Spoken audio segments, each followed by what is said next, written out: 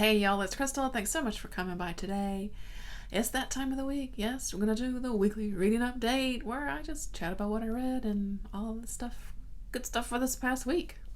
Yeah, and I got a lot to talk about, so we're just gonna jump right in. All right. So let's get started with the things that I finished. Now, at the end of my last week, I did forget a book. So I do want to talk a little bit about it. It is called The Deep by River Solomon.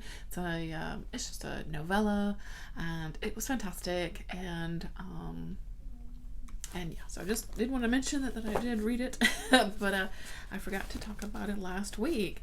So basically, it just, we follow this group of, basically sort of merfolk people that live in the water, of course. They're mer people. Oh my god. And we learn about how they got there, their history, and how it is connected to historical events, particularly with African slave trade and that kind of thing. And so it's emotional in that regards. And we follow our main character, who is sort of held in high regards in this community, as she is the sort of keeper, the holder of all their memories.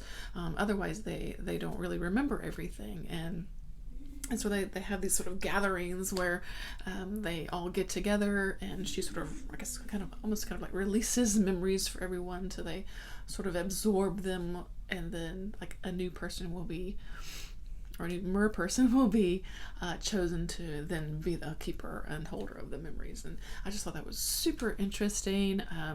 It's very complex, the sort of community and the way that River Solomon has, created this underwater, kind of world and things like that. It's super interesting.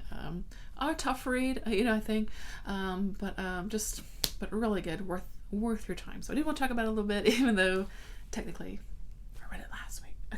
Okay. I did a reread of The Worm and His Kings by Hailey because book 2, well, I think it's out now officially, but I just wanted to refresh my memory a little bit on it. And also, old school April. This is one of the, what's the word I'm looking for? One of the books chosen by one of the hosts. So if you read it, you get bonus points. So I think Katrina, over Katrina Brown, this was her pick. And yeah, it's a nice and short one. I did the audiobook actually this time, and it was really well done. I really enjoyed it. It is set in the 90s, so you get kind of a 90s feel. We're following a trans woman as she is looking for her sort of lost girlfriend down in the tunnels of New York City, and what that leads her to. It gets pretty weird, and it's really good. So I really enjoy the reread. I love this. Let me stop covering the. I love this. If you haven't read it, I don't want to say too much because it's super short, but next up, I did finally. I feel like it took me a while to read it, but I finished Drawing Blood by Seebright, and I loved this. I really loved this. And so this worked for a couple of events going on. Of course, Trans Girl April. Seebright is a trans man, and then it also worked for Old School April. Is a book set in a book written and set in the 90s. It's also one of the sort of bonus picks. I think Amy Noel reads. This was her host pick also, so I'll get some bonus points. Gotta love it. And yeah, I really liked this. This author is one I never got into when they were first writing books. I don't know how I missed it, but I never read these back in the day when they first came out. So I'm just now discovering this work, and boy am I glad I am, because after reading Exquisite Corpse, which was perfect for me, I've been wanting to read more, and so this gave me the excuse to do that. And yeah, I love this too. I really did. It's a different feel to Exquisite Corpse, but to me, Seebright's writing is just chef's kiss. This is like the kind of writing that I really love. You know what I mean? And so it's just right up my alley. So this story, we follow a couple of different characters, kind of young men, one of which really has a sort of traumatic event happen to him right there at the beginning of the book, and we pick up with him. It's like 20 years later, and what is he doing now? So he's come back to this little small town in North Carolina where this tragic event has happened, and he's just trying to figure out some things, why this happened, and all that kind of stuff. So he goes back to this little kind of shack of a house that they were living in, and like I said, just kind of is looking for answers, get a bit of a haunted house kind of feeling once we get there. So that kind of story is pulled in. And we also follow another young man who lives in New Orleans, and he's like a computer hacker. He's he's like 19. It's a computer hacker. Then this is like 90s, so early days of computer stuff. And he's kind of been discovered and found, and so he's kind of on the run from the law. And lo and behold, don't you know, he ends up in this same small town as this other young man. What a small world, right? But they end up with this sort of instant connection. Really, it's, I won't say love at first sight because that sounds cheesy, but they really have this connection that brings them together, because the other young man also has a bit of a tragic past with some familial things, and the kind of tortured souls almost that are finding this comfort within each other. And we see that as their relationship develops. There is very much a love story here between the two young men, and we see that develop through the story. And it is a big chunk of the story, I think, particularly sort of this middle section where we're seeing them come together. And but I don't want to say too much more. The story, it goes from there. We figure out some things. You know what I'm saying? I really loved these two characters. I really did. They were really well fleshed out, well developed. Even though they sometimes make some bad choices, you still just want them to. You still just want to root for them and to be happy and fall in love and love each other forever, yeah, it was very sweet in that regards. I would say that this isn't so heavy on these sort of more visceral type gore and things like that you would find in Exquisite Corpse. So if you have read that, that's not quite as heavy-handed in this book. But again, just that storytelling, the way that Seebright weaves the words together here, it just is my kind of writing. I just love it. I love it so much. So yeah, I loved this book. And there's a music element in here with kind of a rock band going on. There's artists in here. Of course, I am so bad at characters' names. Is anyone else just terrible about that? Anyway, Trevor, who's coming back to the old town, is like a comic book artist and things like that. For me, the North Carolina setting was just like perfection. They mentioned so many little towns and things that I know, Pittsburgh, Chapel Hill, Raleigh, all that, Corinth. Even to talk about south of the border, which is in South Carolina. It was I could totally visualize this little town of Missing Mile, North Carolina. I've seen these little towns. I've been to these little towns. It gave me. It's just really visually, just I was there. I was there in this little town. It was probably the little town I grew up in. You know what I mean? Yeah. For me, the North Carolina stuff was just added so much more for me. I think because it was so familiar and it felt I could visualize it, like I said. So for me, this was an absolute hit. I loved it. I loved it so much. Okay, what's next? I finally finished up the anthology that I've been reading. It came from the Multiplex. And overall this was, it was an okay anthology. Not all the stories, were blew me out of the water, but overall it was a really fun time. I think all of the stories were themed around, movie theaters, drive-ins, movies, that kind of stuff. And it brought back, definitely some nostalgia, some nostalgic feelings when reading it. they are horror stories, so they are, have some horrific things. I guess some, while I enjoy more better than others, many of them had kind of a B-movie feel to them, which, I think kind of, fits right into the theme of this anthology of it, being around movie theaters and, horror and that kind of stuff. So that was fun. So, yeah, it was fun overall, but it was a good time. And again, for Old School April is one of the host picks, so bonus points. All right. And then I pulled up an audiobook. I pulled up Tiger Eyes by Judy Blume. This was written back in the 80s, and I think it's one that I read back in the day. So, and this is actually one of her YA novels. I read a lot of her like middle grade books because that's when I was like all into Judy Blume. Was when I was a younger kid, and I don't think I read a whole lot of her YA stuff. So this is definitely more geared towards a YA audience. It's dealing with some tough themes here. So right in the beginning of the story, our young character is a teenage girl, and her father is works. Well, they own a gas station, like a Quickie Mart kind of place,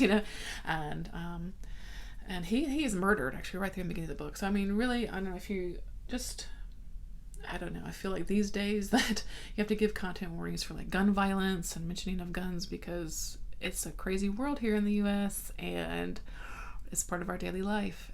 So just know that this is mentioned here, gun violence and the death of her father. And she takes it pretty rough because there's her father and they had a really wonderful relationship, and her mom is kind of starts spiraling a little bit, and things like that. So they decide they live in Atlantic City, New Jersey.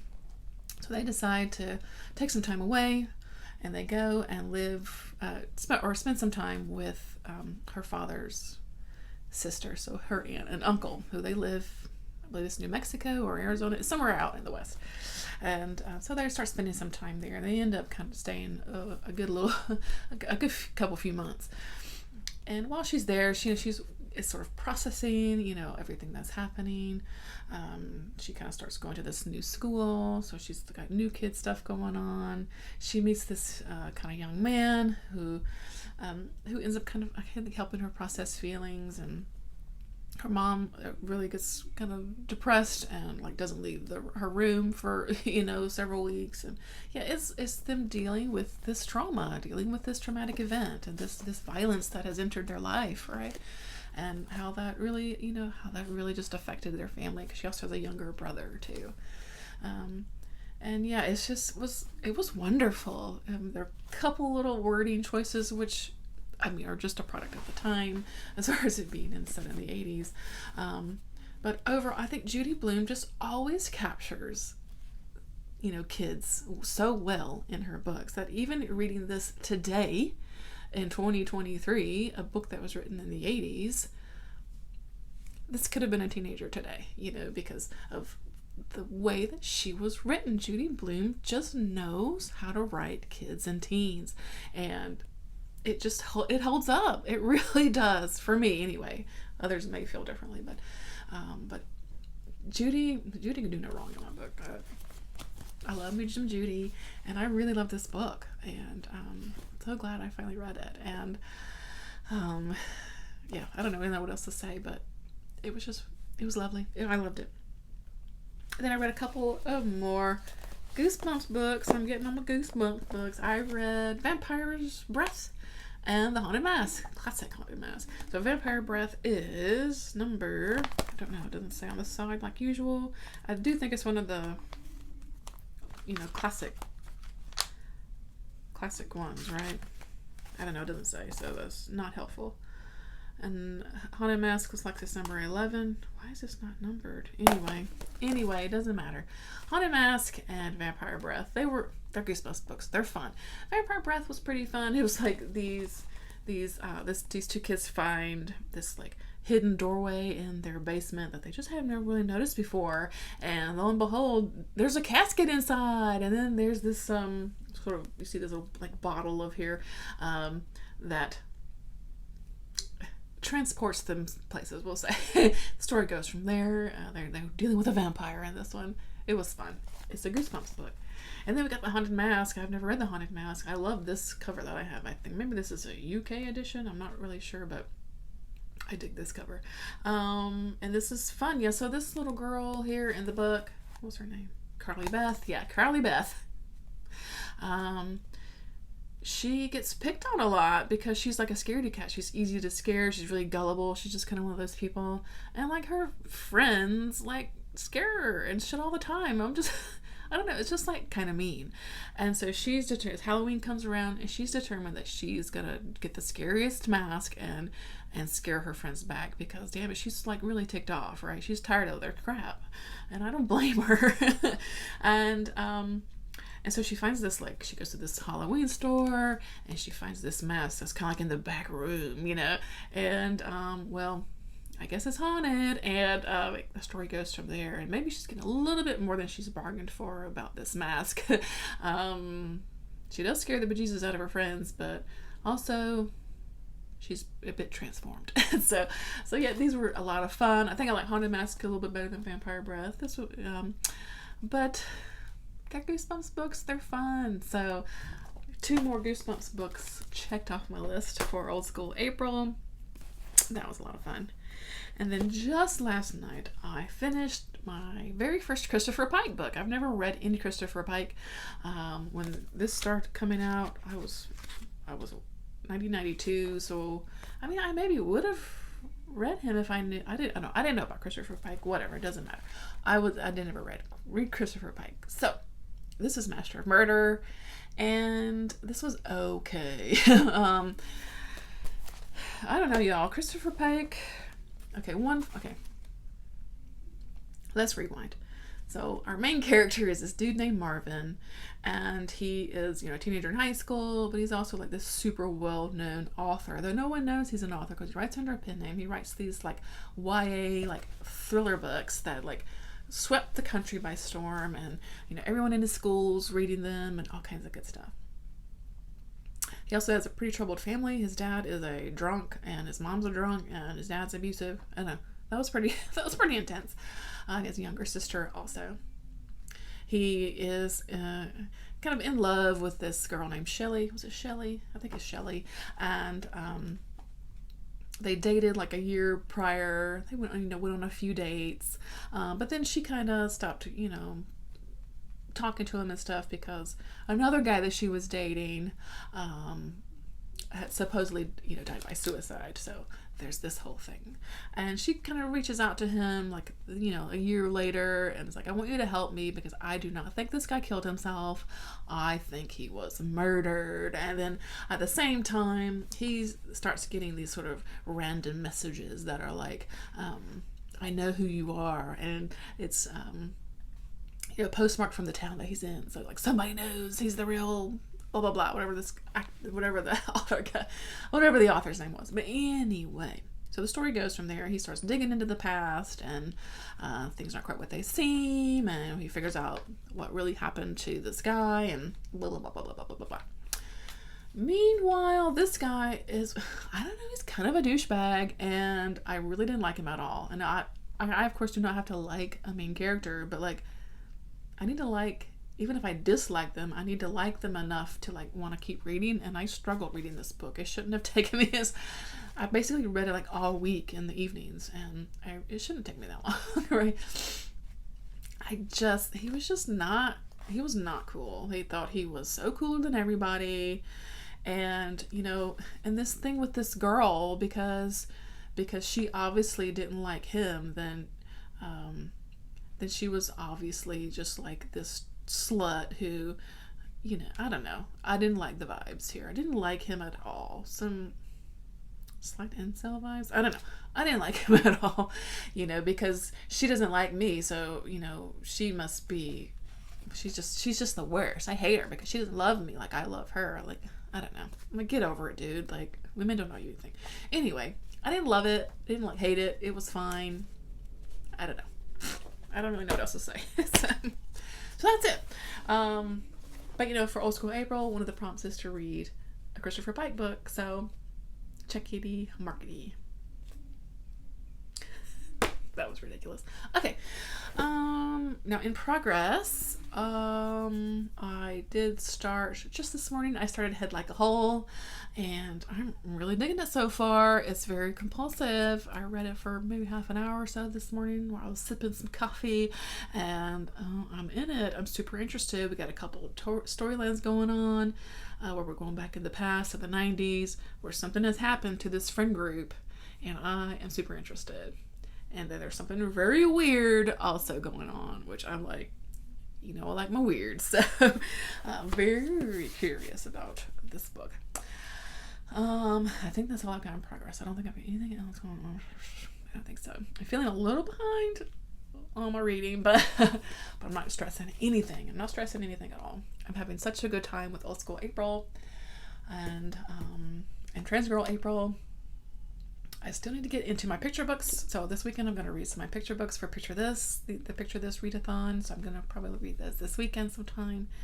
And I still need to read at least something for people in April. And I'm hoping to read, of course, the Judy book. But anyway, and Disability readathon, which I'm kind of double dipping that book for both of those. So I'm feeling a little cramped for time, but it's fine.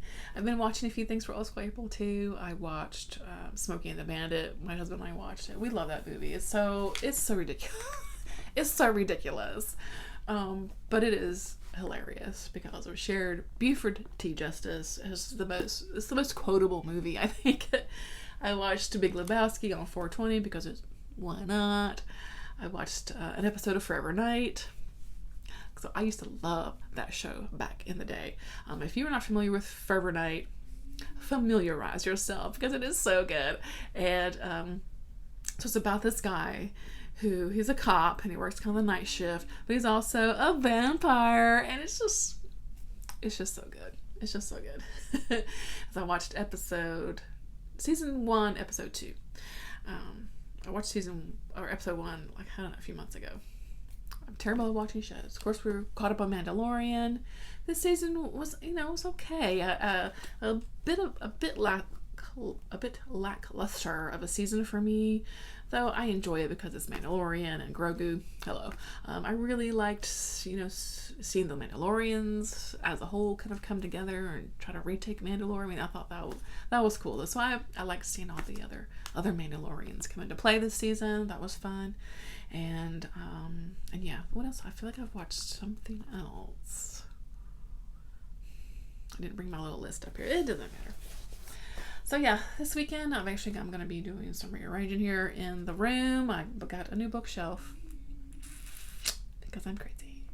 Because we wanted to make this room also a sort of spare guest room, because we will have some visitors coming towards the end of May. So I ordered like a futon, couch thing that we could put in here for them to sleep on.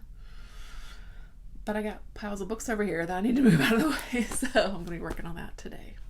It's a nice kind of rainy day here in North Carolina today, so a perfect time to just stay inside and get some organizing done. I think that's it, friends. So let me know what you've been reading, watching, listening to, whatever, what you got going on this week. Hope that you're doing well. I hope that you're hanging in there. Yeah.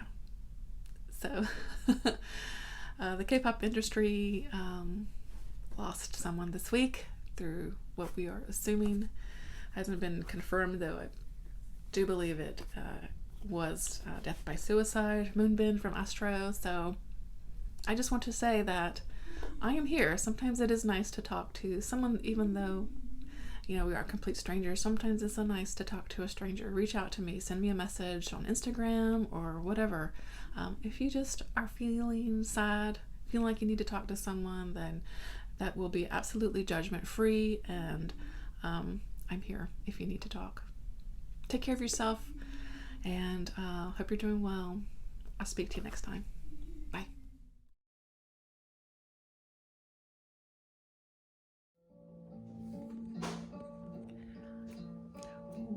Robin Hood and Little John walking through the forest, laughing back and forth at what the other had to say.